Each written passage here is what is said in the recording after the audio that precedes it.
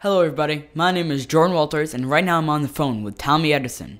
Tommy Edison is a YouTuber who has been blind since birth, is now producing videos on YouTube to reveal a glimpse into his life and the funny challenges that he faces daily. Plus, Tommy is living his dream of reviewing movies as a blind film critic from his unique perspective. Tommy also before was a radio professional for nearly 25 years as a disc jockey and traffic reporter. So Tommy, how's your day going today? Hey, it's going great, man. Thanks for having me.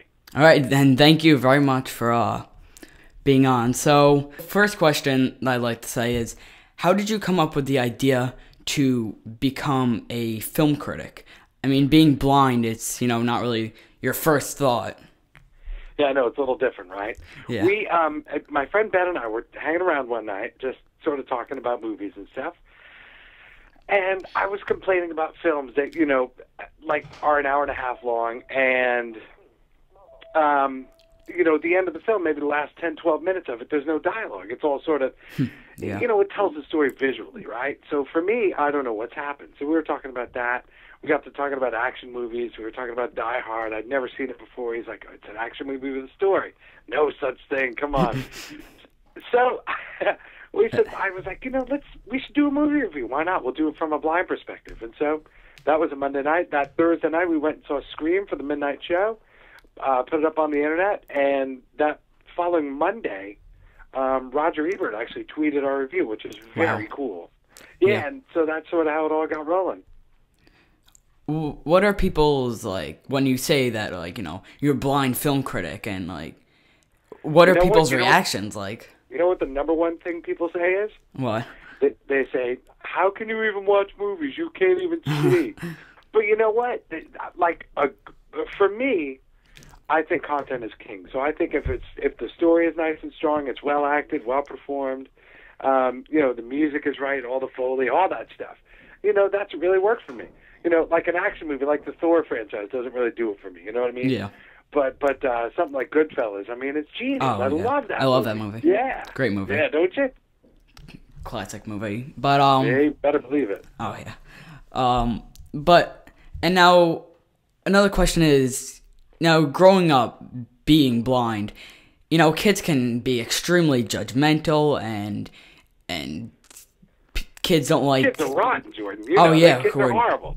Who are different, quote unquote. Was it hard growing up?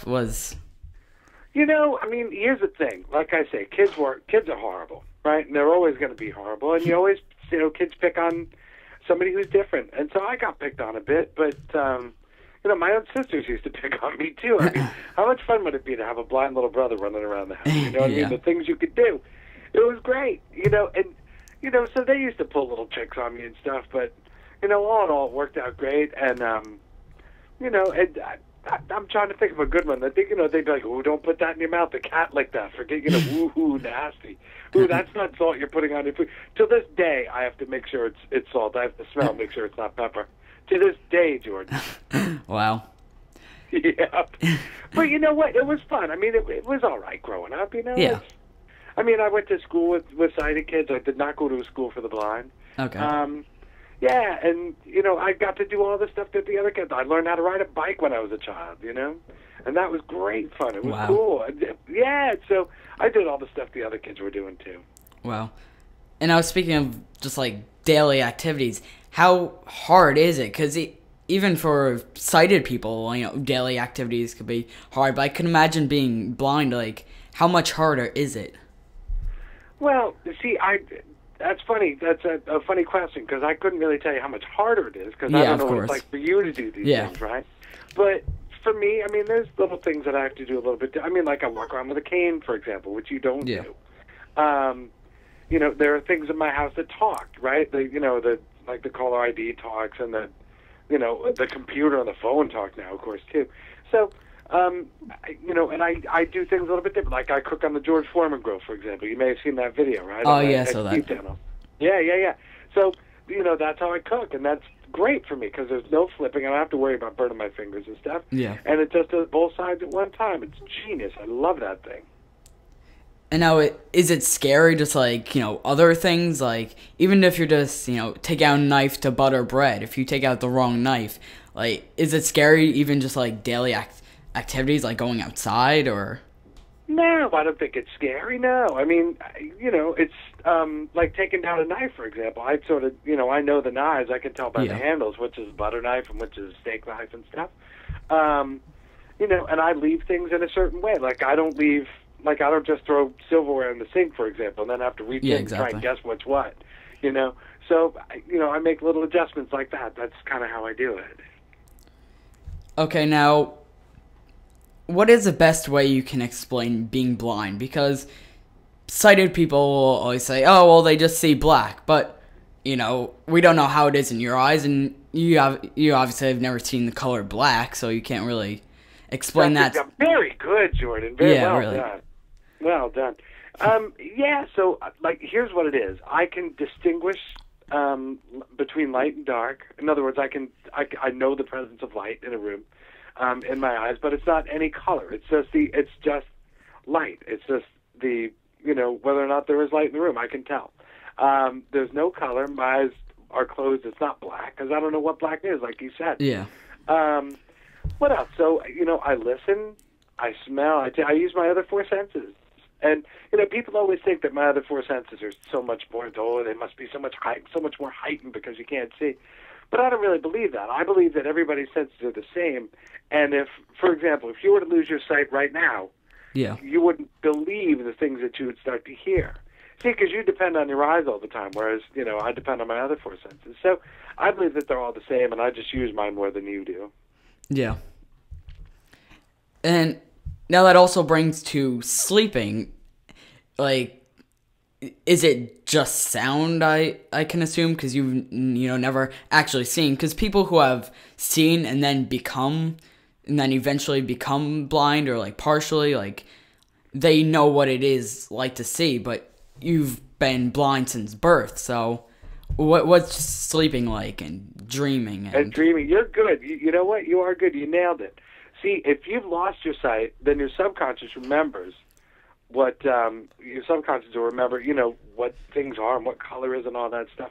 But mine, doesn't know any of that stuff. So mine only knows my own experiences. So, for example, in my dreams, again, the other four senses. So if I'm dreaming that I'm outside on a nice day, for example, in my dream I can hear the birds, I can feel the sunshine, or, like being in the pool or something like that. But there's no vision in it whatsoever. It's just the other four senses.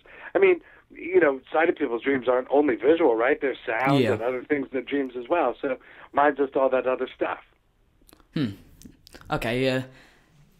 And so before YouTube, you worked as a disc jockey.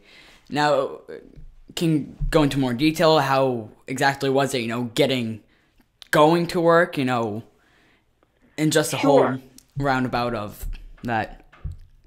Okay, so I'll tell you a quick story about how I got into radio. First, I interned at a radio station, which means that you work for free, and it's, you're around a real radio station. You're hanging around every day, and it's very cool. And they could tell that I had a real keen interest in it and everything, and I got more and more stuff to do, and finally a shift opened up, and so I had to figure out a way to tell my program director that everything was going to be okay. So, we had a chat, and I was able to ease his mind and get him comfortable and stuff, and that was the beginning of my radio career. And then, strangely enough, I became a traffic reporter.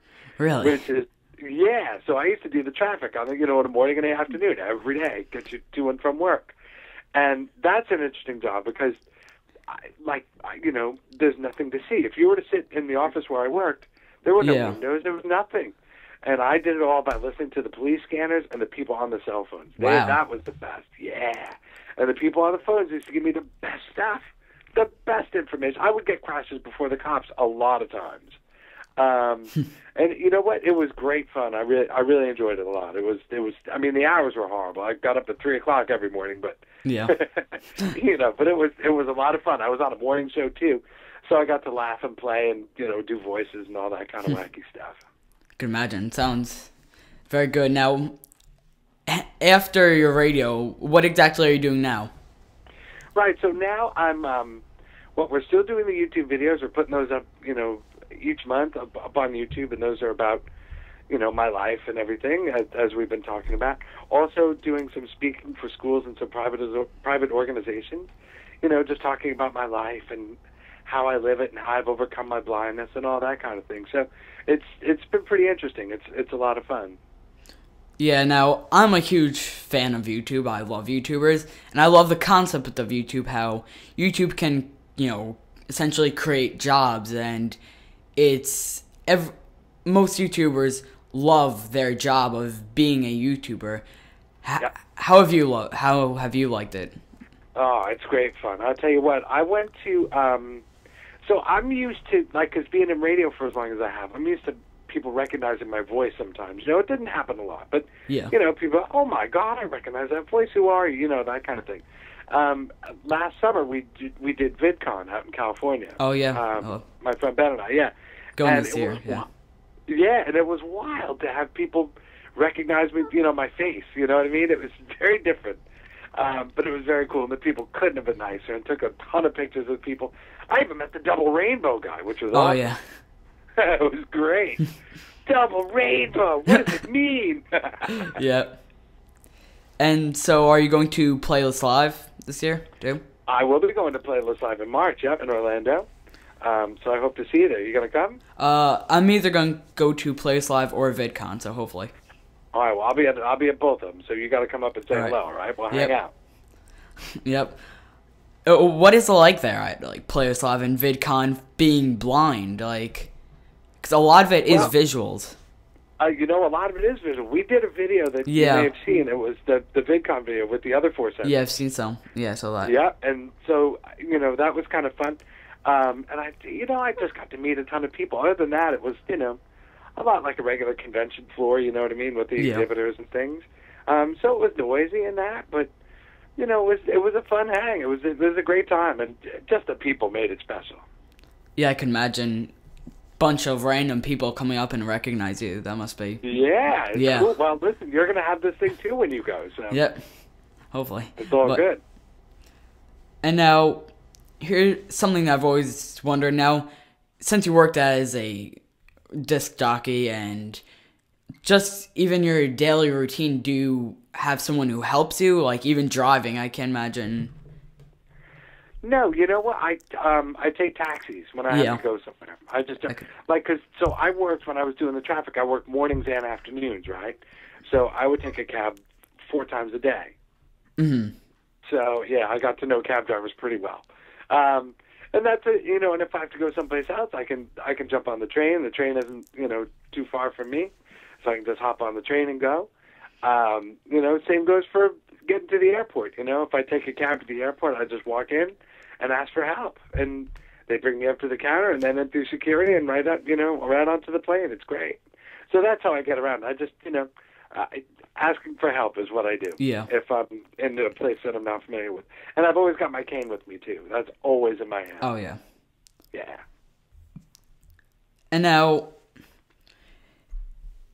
there's people out there who think, they can't do a job because of a disability or even just because they don't think they're good enough for it. And now you're blind and you have overcome your obstacle of being blind. What do you think, what are your thoughts on that, of people who think that they can't? Well, it's ignorance, right? And that's, that's sort of anybody's prejudice, right? It's because of ignorance. And I think that I've been doing all kinds of things that I'm not supposed to be doing. I review films. Yeah. Was a traffic reporter on the radio. I have an account, crazy, and I have a ton of followers on it, and they're so good to me. And and they tell me about the pictures and stuff, and I got some good ones and some lousy ones. I mean, I a picture on my nose, you know what I mean? Because I was trying to take a selfie early doors, and I didn't really know how it worked, so it was a shot of my nose. It's probably only got about 40 probably 40 likes or whatever, but and then there's other pictures where I just took a picture of the sky and got the sun coming through some branches of a tree or what, I don't even know. But it was wonderful, and it's one of my most popular pictures. Yeah. So I love it. So I do all sorts of things I'm not supposed to do, or that people think I can't do, and I've been doing them. So I don't know. People who think that I can't do a thing just because I'm blind, think again. Watch and learn. Watch the YouTube channel. That's what I would say. Yep. And now, I think one last question. Now, let me see. Oops. Now, if they were to ever come up with a surgery that was practical, cheap, and easy, and as common as a surgery as, breaking a bone, do you think that you would do that surgery and have like a full sight surgery? Because I can imagine your whole life not seeing it would be pretty scary. You know what? It would be huge. It would be very scary because there would be... See, here's the thing. I've talked about this in a video too, but there would be all this information pouring in to my eyes, which is never really, all they've really taken in is light or dark. That's it. And now there'd be all this data just pouring in.